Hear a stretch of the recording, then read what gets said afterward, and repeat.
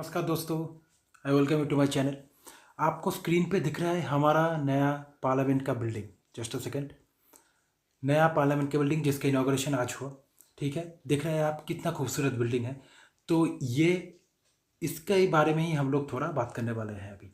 तो आपको पता है कि इनॉग्रेशन हुआ है आज, तो इसका थोड़ा थोड़ा इंपॉर्टेंट डेटा हम देखेंगे।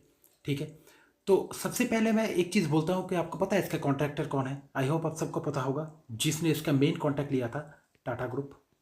ठीक है ना, टाटा ग्रुप। और कितना पैसा लगा था? तो अप्रॉक्सीमेटली ₹862 करोड़ 862 करोड़ इसको बनाने में लगा था। आप देख रहे हैं कितना खूबसूरत बिल्डिंग बनाया गया, ट्रायंगुलर शेप का है।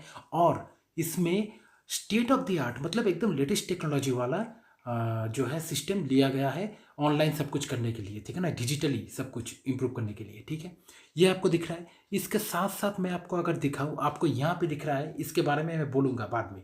ठीक है, अभी मैं पिक्चर दिखा देता हूँ आपको। ये जो दिख रहा है ना, ये एक बुल है। बुल दिख रहा है ना, सोने का है, पूरा पूरा गोल्डन। ठीक है, ये एक हिस्टोरिक मतलब चीज़ है। इसका नाम सिंगोल है, अगर मैं ठीक से प्रोनाउंस कर रहा हूँ तो इसके बारे में मैं बोलूँगा। ये जो है ना, इसका एक नाम है, ये याद रखिए, इसलिए मैंने ये तस्वीर लिया है। ये नंदी, NANDI, नंदी हम बोलते हैं, नंदी, है ना। तो आप ऐसे इसको बोल सकते हैं। और इसका जो ये ऊपर वाला पार्ट है, इसका जो पूरा पिक्चर है वो ये है। ठीक है ना, पूरा पिक्चर है ये है। ये जो पार्ट है ना, ये जो पूरा पार्ट आपको दिख रहा है, यही पार्ट उस पिक्चर में लिया है मैंने। ये है सिंगोल। और ये क्या है, क्यों है, थोड़ी देर बाद हम देखते हैं। आई होप आपने देख लिया। ठीक है, ये रहा बिल्डिंग।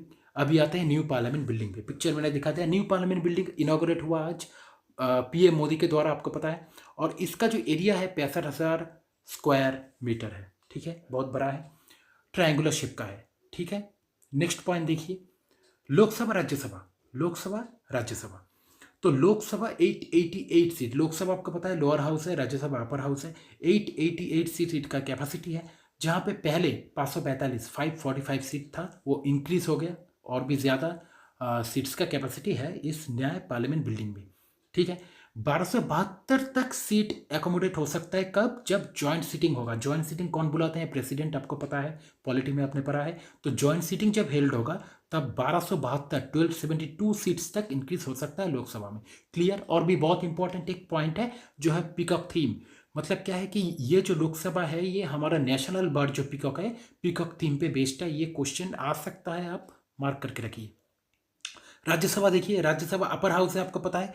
ये 384 सीट्स यहाँ पे दिख रहा है ना आपको। 384 सीट्स में इसका कैपेसिटी है, जो पहले 250 का सीट का था। ठीक है, वो इंक्रीज करके 384 सीट्स हो गया। और ये लोटस थीम पे बेस्ड है। ठीक है, आगे बढ़ते हैं। लोटस हमारा क्या है? नेशनल फ्लावर है। आगे बढ़ते हैं, देखिए मिनिस्ट्री, एक सेकेंड, हाँ, ministry of electronics and information technology.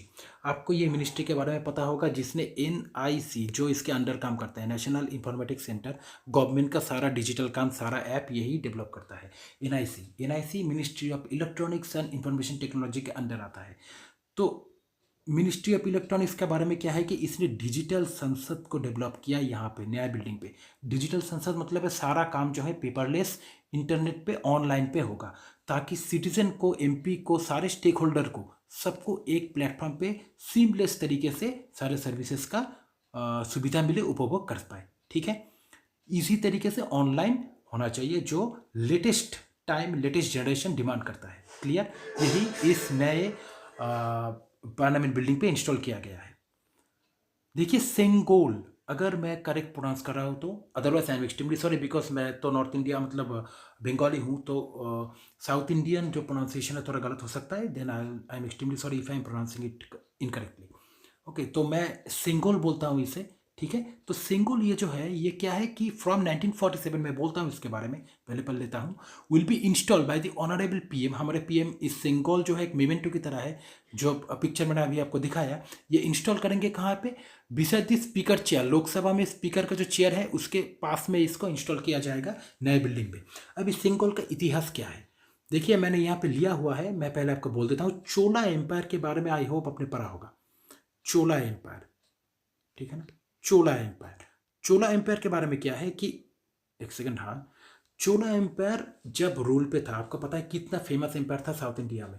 तो तब चोला एम्पायर को जब राजा का कोरोनेशन होता था, वहाँ पे coronation of a king in the Chola empire, तब क्या होता है कि गद्दी में राजा बैठेंगे, तो उस टाइम पे जो वहाँ पे हेड प्रीस्ट होते थे ना राजा के, वो राजा को ये उपहार में दे देते एज अ सिंबल कि आप एक अच्छे नैतिक तरीके से, एक जस्ट तरीके से, एक राइटफुल तरीके से अपने देश को, अपने किंगडम को रूल करेंगे एक अच्छे राजा की तरह। इसको सिंबलाइज करने के लिए ये सिंगल दिया जाता था। ठीक है, तो इसी परंपरा को आगे बढ़ाते हुए हमारे गवर्नमेंट 1947 यहाँ पे लिखा हुआ है ना, ये क्यों लिखा हुआ है? क्योंकि जब टाइज टू डेस्टिनी, आपको पता है 14 अगस्त को 1947 में जब टाइज टू डेस्टिनी, तो सबको पता होगा, जवाहरलाल नेहरू जी के द्वारा जब लास्ट स्पीच दिया गया था मिडनाइट को, जब हमारा देश इंडिपेंडेंट हुआ था ब्रिटिश रूल से, उस टाइम पे जवाहरलाल नेहरू जी को ये दिया गया था as a symbol of transfer of power. ठीक है, ट्रांसफर ऑफ पावर मतलब ब्रिटिश से इंडिया के हाथ में पावर आ रहा है,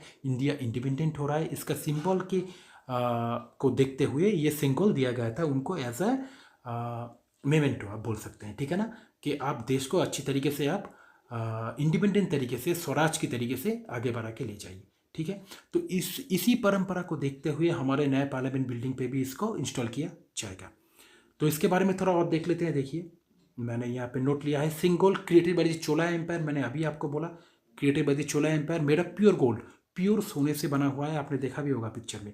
और नेम जो है derive from the Tamil word simmai, ACMMAI, सिम्माई नाम के एक तमिल वर्ड से इसको लिया गया है। ठीक है, which means righteousness।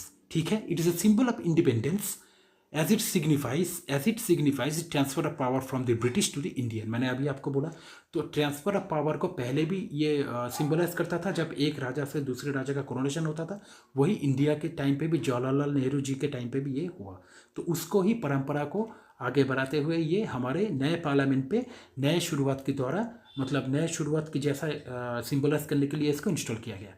ठीक है, तो आई होप आपको समझ में आ गया कितना ऐतिहासिक दिन है हमारे लिए। तो I hope you have enjoyed the video. Thank you.